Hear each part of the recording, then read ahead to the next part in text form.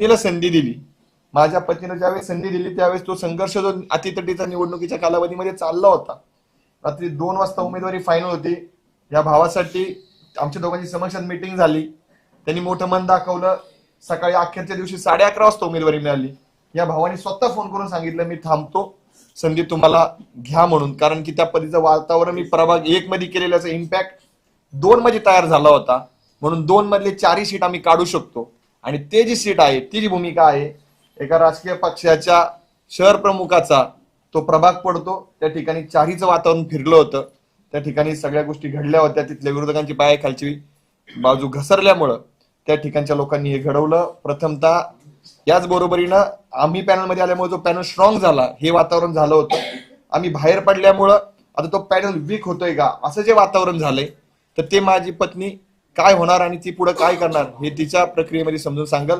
प्रभाग क्रमांक 1, प्रभाग क्रमांक 2 ज्यांनी ज्यांनी आम्हाला सहकार्य केलं त्यांची मी माफी मागतो. त्याचबरोबर आदरणीय छत्रपती संभाजी महाराज, महाराष्ट्राला अपेक्षा असेल की आज धनंजय जाधव काय बोलणार, धनंजय जाधवला विरोध झाला, या सगळ्या प्रक्रियेत मी तेव्हाही सांगितलं होतं मी छत्रपती संभाजीराजांसोबत आहे. एका घरांमध्ये 2 विचार असू शकतात, एका घरामध्ये 2 भूमिका असू शकतात. माझ्या पत्नीनं भारतीय जनता पार्टीची भूमिका स्वीकारली होती, मी छत्रपती संभाजी महाराजांसोबत होतो. मी आहे, राहील. मला जो विचार पडतो छत्रपती शिवाजी महाराजांचं हिंदुत्व, आणि जर त्या शिवाजी महाराजांच्या हिंदुत्वावरती भारतीय जनता पार्टी काम करत असेल तर मी स्वराज्यामध्ये सोबत आहे, स्वराज्यासोबत राहील. पण आपसुक कुठे ना कुठे तर ती पॉझिटिव्ह वेव्हच्या माध्यमातून आपण सहकार्याच्या भूमिकेत राहतो. देवेंद्रजींनी मराठा आरक्षण काय केलं हा विषय बोलण्याचा इथं नाही, परंतु त्या सगळ्या भूमिका माझ्या पत्नीला माहिती आहेत. संभाजीराजेंनी मला या सगळ्या प्रक्रियेमध्ये जे काय मला त्रास दिला नाही किंवा मला जे काय सामावून घेतलं तिच्यासाठी मी पळत होतो, यावेळी त्यांच्यावर जो काही प्रेशर होता तो त्यांनी सहन केला, मला समजून घेतलं. त्याबद्दल मी त्यांचे आभार मानतो. मी तुमच्याशी प्रामाणिक आहे महाराज साहेब, तुमच्याशी प्रामाणिक राहील. सविस्तर सगळी भूमिका पुढे सांगतील. परंतु संघ प्रक्रियेमध्ये देखील आमच्याशी चुकीचे मेसेज गेले. त्या चुकीच्या मेसेज मध्ये आमच्या खऱ्या प्रतिक्रिया समाजासमोर येण्यामध्ये आमचे बंधू तुषारजी दामगुडे यांनी मोठी भूमिका, त्यांच्या अनेक सहकार्याने भूमिका पार पडली. त्याबद्दल मी त्यांच्या देखील, आम्ही दोघं नवरा बायको आभार मानतो. तुम्ही खऱ्याच्या पाठीशी राहिलात, त्याचे पुरावे आपल्याकडे आहेत. ती पूजा तिच्या वक्तव्यामध्ये सांगेल. थँक्यू. सर्वांची कार्यकर्त्यांची मी माफी मागतो. हा लढा असा चालू राहील. तुम्ही ताईच्या पाठीमध्ये राहिले, ताईच्या राहतील, माझ्यासोबत राहतील. ताई, आजचा दिवस माझ्यासाठी खूप अवघड दिवस आहे. मला हे सगळं बोलत असताना माझा मागच्या 10-12 वर्षाचा संघर्ष आठवतोय. मी बीड जिल्ह्यातल्या गेवराई तालुक्यातल्या गोदाकाठच्या मिरगाव या अत्यंत छोट्या गावामध्ये जन्मलेली होते. माझ्या कुटुंबाला कुठली राजकीय पार्श्वभूमी नाही. माझे वडील साधे ग्रामपंचायतचे सदस्य सुद्धा नाही. पण मी जे शेतकऱ्यांसाठी काम करत होते त्याच्यामुळे मला वयाच्या 21व्या वर्षी पंचायत समिती सदस्य म्हणून त्या ठिकाणी निवडून दिलं गेलं. आणि मला शेतकऱ्यांच्या वेदना कळल्या, कारण की मी शेतकऱ्याच्या पोटची होते म्हणून. त्यानंतर मी शेतकऱ्यांसाठी अनेक आंदोलने केले. माझ्या वयामधल्या सगळ्याच मुली असतील ज्या वयामध्ये नटत फुटत असतात, त्या वयामध्ये मी सगळं बाजूला ठेवलं. सकाळी एकदा आयुष्यामध्ये आरशात पाहिलं की दुसऱ्या दिवशीपर्यंत मी आरशात सुद्धा पाहायचे नाही. पण शेतकऱ्यांसाठी मी माझं आयुष्य झोकून दिलं. आणि ऐन तारुण्यामध्ये 5 गुन्हे माझ्यावर अंगावर दाखल झाले. आणि खूप कमी वयामध्ये मला न्यायालयाची पायरी चढावं लागली. हे प्रत्येक कार्यकर्त्यांच्या आयुष्यात होत नाही. मी हे सगळं जगत असताना आणि संघर्ष करत असताना अनेक कार्यकर्ते पाहिलेत की ज्यांना मोठं होता येत नाही, पदापर्यंत जाता येत नाही, निवडणुकीच्या यंत्रणेमध्ये काम करता येत नाही. पण मी नेहमीच महिलांचा, शेतकऱ्यांचा, शेतमजुरांचा आवाज बुलंद करण्याचं काम केलं. माझ्या खूप कमी वयामध्ये मी पोलिसांच्या लाटाकाटा खाल्ल्या. अक्षरशः मी ज्यावेळेस माझ्यावर गुन्हे दाखल व्हायचे त्यावेळेस मी पोलीस स्टेशनला 5-5 तास 2-2 दिवस मी संडास बाथरूमच्या बाहेर झोपलेली आहे. आणि अनेक वेळा न्यायालयामध्ये ज्यावेळेस आपण शेतकरी गुन्ह्यावर काम करतो त्यावेळेस ते वकिलाचे पैसे भरण्यासाठी, न्यायालयाचे पैसे भरण्यासाठी सुद्धा माझ्या खिशेमध्ये पैसे नसायचे. पण अशा परिस्थितीमध्ये त्यांचा आवाज बुलंद केला. माझ्या गेवराई तालुक्यातल्या कार्यकर्त्यांनी कधी माझ्याकडून वडापावची सुद्धा अपेक्षा केली नाही. मी बिनलग्नाची मुलगी होते. राजकारण घालवणं असतं असं म्हणतात, पण माझ्या बापाने एवढं मोठं दगड काळीच करून एवढ्या राजकारणामध्ये मला घातलं. पण मी सुद्धा तशी वागले आणि संघर्ष करत राहते. पुढे छत्रपती संभाजीराजांच्या आशीर्वादानं मराठा क्रांती मोर्चामध्ये आम्ही काम करत असताना संभाजीराजांनी आम्हाला एकत्रित आणलं आणि त्या ठिकाणी आमचं लग्न झालं. लग्नानंतर सुद्धा एकही दिवस नवीन नवरी म्हणून मी राहिले नाही. मी दुसऱ्या दिवशी प्रभागाच्या बाहेर पडले, तिकडच्या लोकांसाठी काम करायला लागले. पण हे सगळं करत असताना माणसाकडून चुका होतात. माझ्या आयुष्यामध्ये माझं पूर्ण आयुष्य शेतकरी विरुद्ध कारखानदार यांच्या संघर्षामध्ये गेलेलं आहे. आणि आज इथं मी खेड्यातली मुलगी शहरात आल्यानंतर 360 डिग्री मध्ये माझं आयुष्य पूर्ण चेंज झालेलं आहे. माझा लढा मागचा शेतकऱ्यांसाठी होता, पण या पुणे शहरामध्ये आणि या शहरामध्ये शेतकरीच नाहीत. तर ही मुवमेंट सगळी लक्ष घेण्यामध्ये माझ्याकडून काही चुका घडल्या असतील. लग्नानंतर आम्ही 20-23 दिवसानंतर काश्मीरला गेलेलो होतो. तिथं हल्ला झाला. अनेक आमच्यासारखे कपल त्या ठिकाणी रूम मध्ये बसले असतील, पण आम्हाला ते वेदना झाल्या. आमच्या अंगात रक्त चळवळ होती, संघर्ष होता. आम्ही घरातून बाहेर पडलो. महाराष्ट्रातल्या लोकांना प्रयत्न केले, त्यांना बाहेर काढलं, अनेकांना धीर दिला. आम्ही 8 दिवस तिथे थांबलो. लाल चौकामध्ये त्या ठिकाणी आंदोलन केलं. महाराष्ट्राचे मुख्यमंत्री आदरणीय देवेंद्रजी फडणवीस यांना व्हिडिओ कॉल केला. आणि ज्यावेळेस तो हल्ला झाला त्यावेळेस तो माझा व्हिडिओ व्हायरल झालेला तुम्ही बघतात. तो हल्ला झाल्यानंतर 1 तासामध्ये मी दिलेली ती प्रतिक्रिया होती. त्याच्यानंतर 2-4 तासामध्ये आम्ही जखमींना भेटलो. त्यांना मी विचारलं की काय परिस्थिती झाली. त्यावेळेस त्यांनी मला सांगितलं. त्यावेळेस देशभरामध्ये काहीच वातावरण नव्हतं या विषयाच्या संदर्भामध्ये.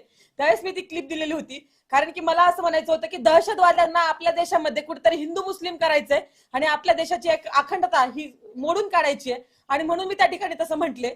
परंतु नंतर 3 तासानंतर वातावरण बदललं, प्रतिक्रिया यायला लागल्या जखमींच्या. आणि त्यावेळेस कळालं की खरंच त्यांना धर्म विचारून मारलं आलेलं होतं. परंतु वरच्या लेवलला पक्षाच्या मोठ्या मोठ्या घडामोडी घडत असतात, त्याचा विक्टीम मी झाले. आणि त्यानंतर तो व्हिडिओ एवढा पसरला की नंतर मी भूमिका सांगितली माझी की हो, पहलगामचा आणि काश्मीरचा हल्ला हा फक्त धर्म विचारूनच झालेला आहे. परंतु मी ज्या पॉवरफुलरित्या ती भूमिका मांडली ती पॉवरफुलरित्या नंतर खाली जाऊ शकली नाही, कारण की मीडियाच्या माध्यमातून निगेटिव्ह गोष्टीला जेवढं पसरलं जातं तेवढं पॉझिटिव्ह गोष्टीला पडावा दिला जात नाही. आणि त्याचा विक्टीम मी झाले. आणि सोशल मीडियाच्या माध्यमातून त्याचा विक्टीम मी झाले. आणि त्याच्यामुळे ही सगळी घटना घडली. माझी भूमिका तिथपर्यंत पोहोचू शकली नाही. अनेकांना गैरसमज निर्माण झाले. आज पुन्हा मी प्रभाग क्रमांक 1 आणि 2 ची तयारी करत असताना सहन होत नाही की सामान्य घरचे मुलं की हे इथपर्यंत जातात, लढतायत, उमेदवारी आणतात, हे अनेकांना सहन होत नाही.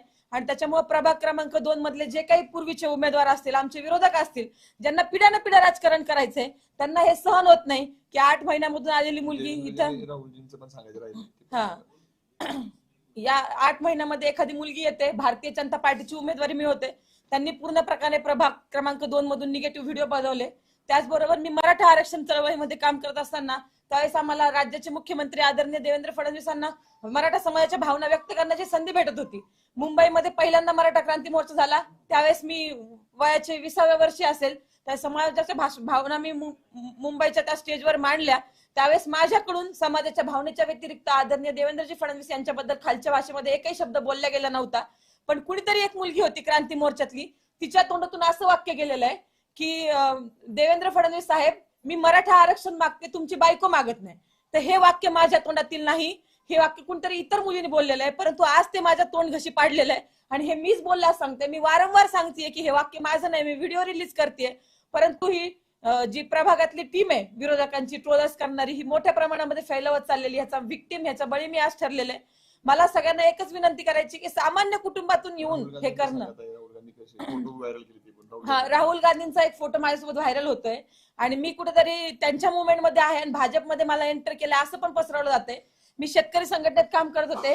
राहुल गांधींचा व्हिडिओ बघा. आज पण माझ्या छातीला शेतकरी संघटनेचा बिल्ला आहे आणि मी त्यांच्याकडे घेऊन कापूस घेऊन गेलेले.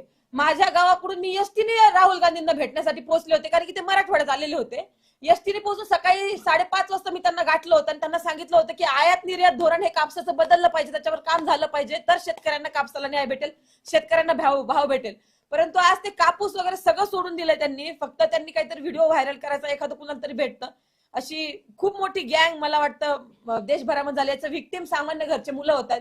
एक तर कार्यकर्ता कुणी आपल्या सामान्य घरात लढणारा तिथपर्यंत पोहोचत नाही. तिथपर्यंत पोहोचून धनाभाऊंचं लग्न झालं आणि त्याच्यानंतर मी तिथपर्यंत पोहोचू शकले. त्यांच्या आशीर्वादाने आणि त्यांच्या सगळ्या आजपर्यंतचे केलेल्या कामामुळे मी तिथपर्यंत पोहोचू शकले.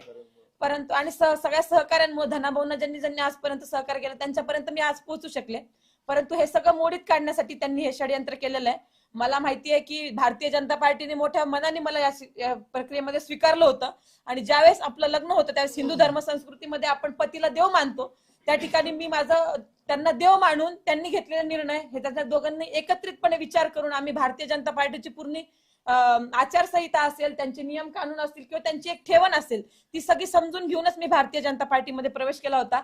नेत्यांनी सुद्धा माझ्यावर विश्वास ठेवला आणि त्यांनी अनेक पक्ष देत नसतील उमेदवाऱ्या, परंतु भारतीय जनता पार्टीने माझं काम बघून, सर्वे बघून मला त्या ठिकाणी उमेदवारी दिली होती. असं इतर पक्षामध्ये होताना दिसत नाही. मी त्यांचे खूप खूप आभार मानते. परंतु कुठल्याही सामान्य कार्यकर्त्याचा जो 8x10च्या खोलीमधून येतो, धनाभाऊंचं 2017च्या पूर्वीचं आयुष्य बघा तुम्ही.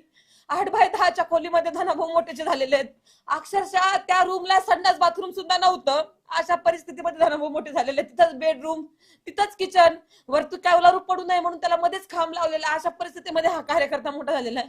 मग ह्या ट्रोलर्सला सगळ्यांना तुम्ही सहन करतात. मोठे मोठे लोक चुकतात.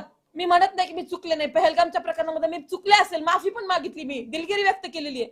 अनेक मोठे मोठे लोक चुकतात, पण त्यांना तुम्ही ट्रोल करत नाही. तुमची शिक्ती तिथपर्यंत. सामान्य माणसाचा बळी घेताना तुम्हाला एक पोस्ट टाकणं, संघर्ष करणं, गुन्हे दाखल करून घेणं याच्यापेक्षा खूप पलीकडचं असतं हे.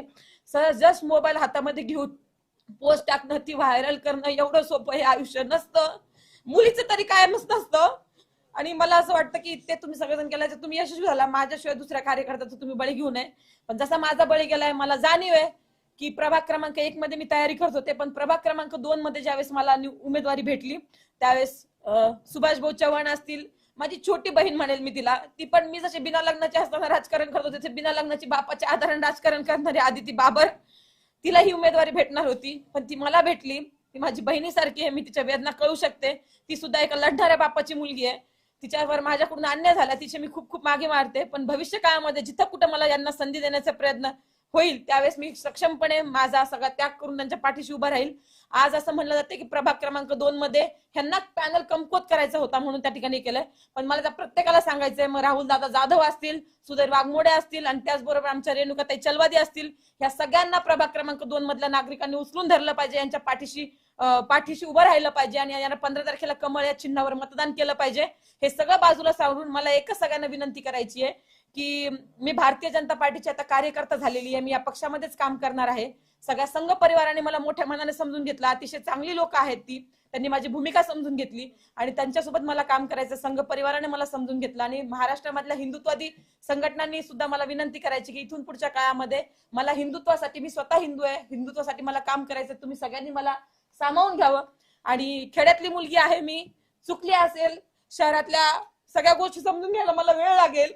मी ते समजून घेईल, ही चळवळ समजून घेईल, संघ परिवार समजून घेईल, हिंदुत्व काय ते समजून घेईल आणि तुमच्या मार्गदर्शनाखाली इथून पुढच्या माझ्या आयुष्याची वाटचाल करेल. झालेल्या सगळ्या चुकांबद्दल मी माफी मागते.